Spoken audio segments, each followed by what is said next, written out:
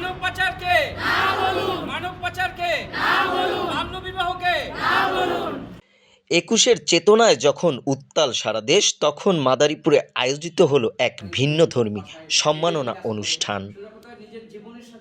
পাচারমুক্ত সমাজ গড়তে এবং সচেতনতা বৃদ্ধিতে যারা অগ্রণী ভূমিকা রেখেছেন, আজ সেই সব সাহসী অভিভাবকদের কপালে জুটল বিশেষ স্বীকৃতি। শনিবার মহান শহীদ দিবস ও আন্তর্জাতিক মাতৃভাষা দিবসে মাদারীপুর জেলা শিশু একাডেমি মিলনায়তনে আয়োজন করা হয় চ্যাম্পিয়ন প্যারেন্টস ক্যাম্পেইন।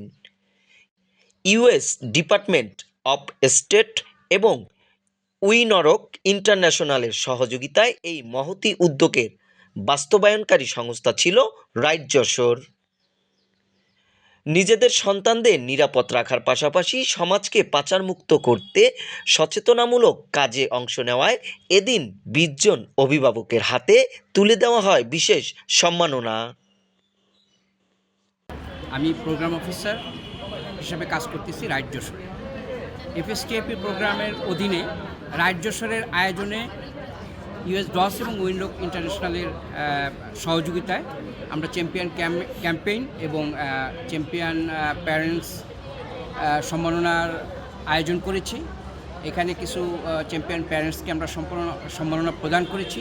তাদেরকে যে সকল পিতামাতা হাজার প্রতিবন্ধকতা সত্ত্বেও, হাজার বাধা সত্ত্বেও তাদের ছেলেমেয়েদেরকে বাল্যবিবাহ না দিয়ে তাদের পড়াশোনা চালিয়ে যাচ্ছে এবং তারা মানব পাচার এবং বাল্যবিবাহের বিরুদ্ধে অনবরত যুদ্ধ চালিয়ে যাচ্ছে।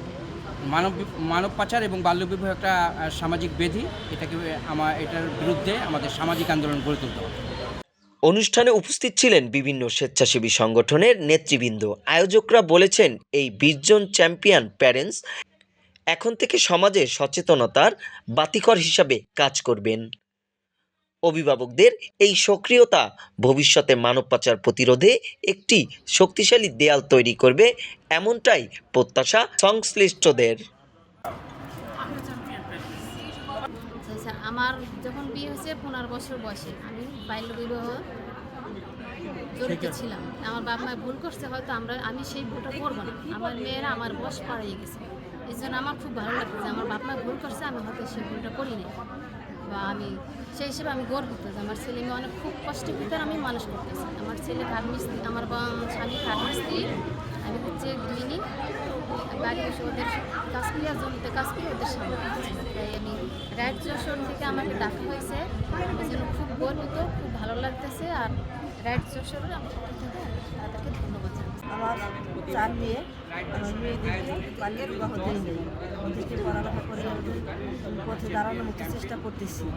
এর জন্য আমি চ্যাম্পিয়ন।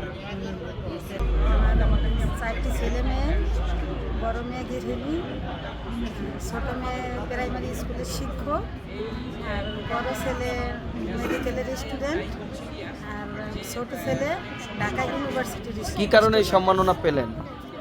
আমার ছেলে মেয়ে সুশিক্ষা শিক্ষিত করার কারণে আমি এই সম্মাননা পাইছি। আমার একটা ছেলে আমার বলতে বোনবো, সেই চলে গেছে ওই লিবিয়া থেকে, সে ছিল 1.5 মাস ছিল, কিন্তু তার কোনো কষ্ট হয় না, সে চলে গেছে ভালোভাবেই। আমার একটা পিছাতে ভাই গেছে, তারও কষ্ট হয় না, সে ভালোভাবে গেছে। কিন্তু এখন বর্তমানে যে পরিবেশ খুব খারাপ। আমার একটা দেওয়ার পর ধরা পড়ছে, অনেক কষ্ট করছে, কিন্তু আমরা প্রতিজ্ঞা করছি আর ওই পথে আমাকে ছেলে মেয়ে ওইভাবে পাঠাবো না।